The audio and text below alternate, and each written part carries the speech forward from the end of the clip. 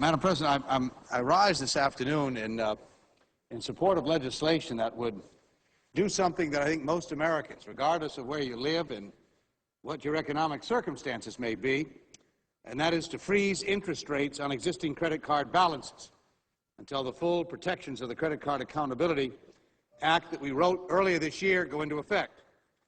As many of my colleagues will recall, on a vote of 90-5, we passed a bill early this year by near unanimous vote, because we had all heard the same stories from our constituents across the country.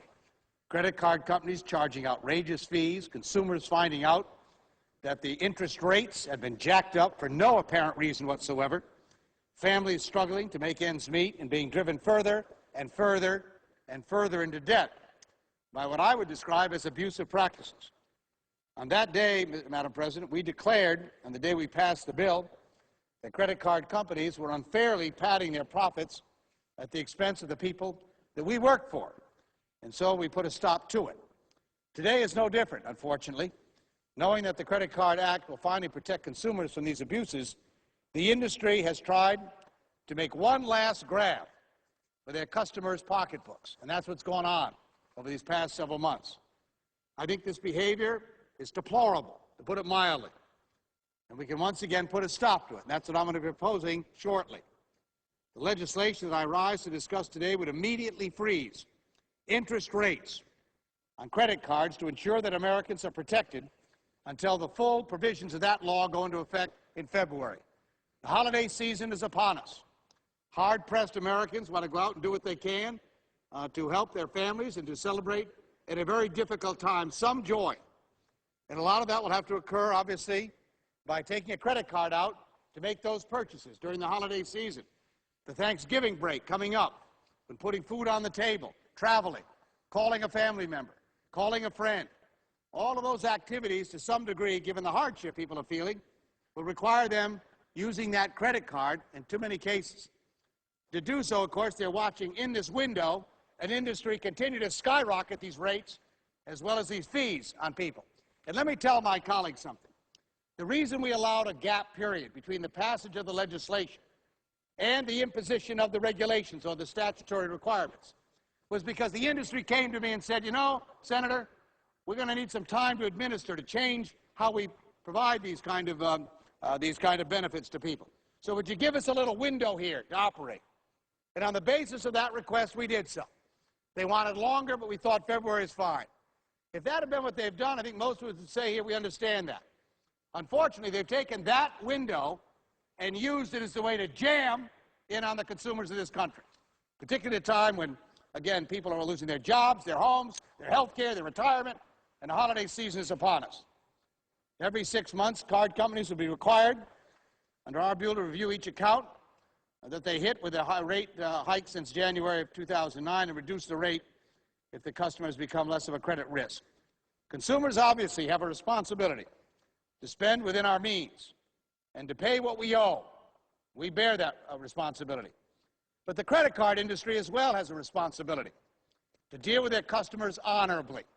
And there's nothing honorable about what's happened with these significant rate increases and fees. And most importantly, they do have a right, or don't have a right, rather, to rip off American families, especially when the Congress has already gone on record opposing the very actions that they're engaging in, and doing so in a time frame that was given to them to adjust to the new changes that occurred under the credit card legislation. And instead of fulfilling that obligation, they're using it as a window to grab as much as they can out of the pocket of hard-pressed consumers. So let us help them, consumers, have a break on all of this. And so after I see my colleague from Colorado here to yield for him for a couple of minutes, and when he finishes his remarks, I'm going to make a unanimous consent request that we would proceed to immediate consideration of Calendar 189, the Credit Card Rate Freeze Act, and further that the bill be read a third time and passed, and that the motion to reconsider be laid upon the table with no intervening action or debate. This would provide us a window for about 12 weeks, that's about what it amounts to, between now and around the 1st of February, during this holiday season, to just put a stop to these outrageous rates and fees being charged to people. And I hope my colleagues, whether you agreed with the bill, although most did, 90 colleagues here voted for the bill in the spring. Why wouldn't you join us today in allowing for 12 weeks of a freeze on these rates that are occurring to give the fellow citizens across this country a chance to meet these obligations. So with that, let me yield for a few minutes. At this moment, do you want to do it? Well, at this point, I was going to yield to my colleague from Colorado for a couple of comments. You want to? Okay, 1 minute or so for my colleague from Colorado. I yield to my colleague from Colorado.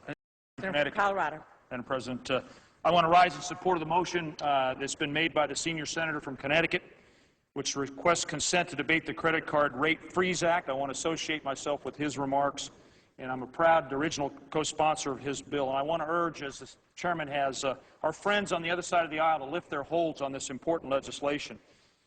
Madam President, credit card companies have forced unfair and abusive practices on American consumers for too long. I've fought for several years and introduced a number of bills that would put an end to these practices.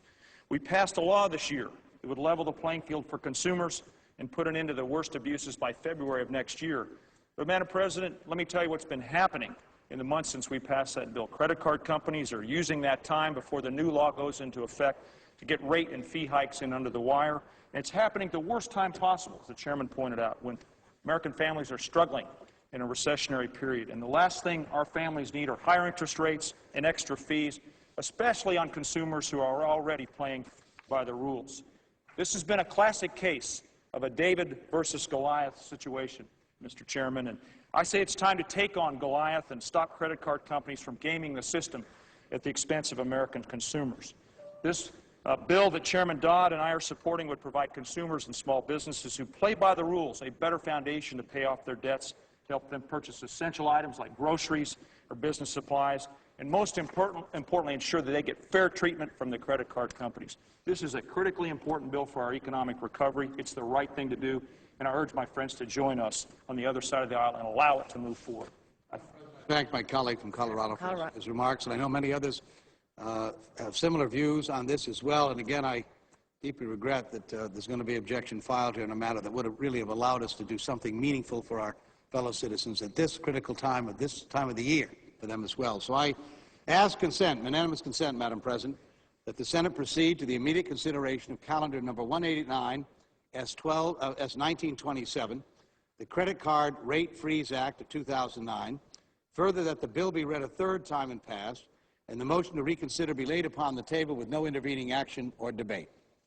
Madam President, on behalf of several senators on this side of the aisle, I object. Objection is heard. Senator from New York. Thank you, and I am sorry that there is an objection. Oh, I didn't see my colleague. Let me yield to the senator or yield back the floor and take the floor after the senator from New Jersey. Senator from New Jersey. Madam President, to my colleague from New York, Senator Bennett and I are here on a different matter, so if the senator is going to be brief, I'm happy to wait until he finishes.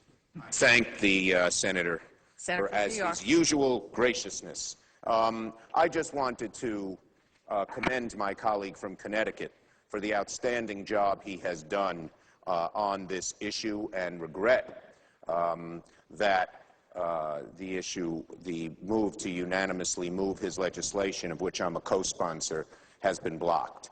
The bottom line is this. We know that there are real problems in the credit card industry, and we know that things are happening that you'd never imagine happen. People moving interest rates. You had your balance, you got $4,000 bucks, 7%, you know your family budget, goes up to $23,000. So the legislation would have stopped that, and now what the banks are doing is jumping the gun and moving things ahead in a way that is very wrong. And so to move up the date would simply make sure this legislation has effect on more people than it would have. It's a good idea. I hope we will still reconsider it later, and I hope that the public who cares about this will let all senators from both sides of the aisle know how important this is. And with that, I yield the floor and thank the senator from Connecticut. He has really been such a leader in fighting for consumers throughout this session. He deserves every American's thanks. Yield the floor. Madam President. Senator from New Jersey.